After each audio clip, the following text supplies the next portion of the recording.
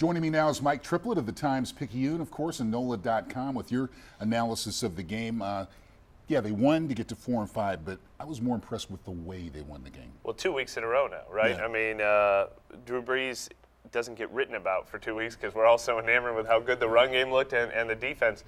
The defense gives up another 454 yards, but steps up in such a big way, and two clutch goal line situations at the end of that game. Another goal line stand, and I went back and counted them up. They've done something similar 9 times this year. All the knocks they're taking, they still have the resiliency and kind of the confidence in themselves to step up in those big moments. If their run game and their defense can contribute like they have the last 2 weeks, maybe a playoff run's not out of the question. Well, and you talk about the run game. Chris Ivory made the most noise, but quietly, Mark Ingram had a very, very solid game. Yeah, well, Chris Ivory stole the show and deserves to. You know, all the people who have been begging for him to be in the game are vindicated, and just the way he did it. Yeah, that run, people are talking about if that's one of the best runs they've ever seen in the Superdome. Just lights a fire in the crowd and the players on the sideline. Our colleague Jeff Duncan wrote about that. He was talking to a lot of even the defensive players on the sideline, talking about how fired up they got watching him make guys miss, his power, his speed. But yeah, Ingram too, and I think what the sign is when I was sort of defending Mark Ingram earlier this year, it was that, you know, he was struggling obviously, but the whole run game was struggling.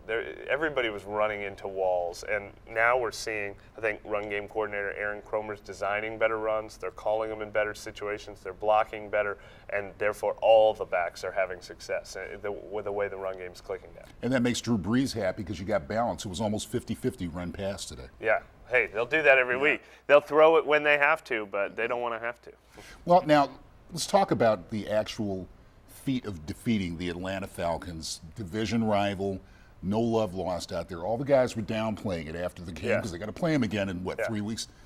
But this had a little extra juice to it. Well, it's funny. I think it would have juice if this was Week 17 and the Saints were mathematically eliminated. They were just playing spoiler. Right. But it's got to mean a lot to the Saints because this was the number 1 team in the NFL BCS rankings coming into this game, right? Yeah. They're the only undefeated team, and the Saints proved that on their best day, they're as good as anyone. They almost won at Green Bay a few weeks ago. They step up against the Eagles.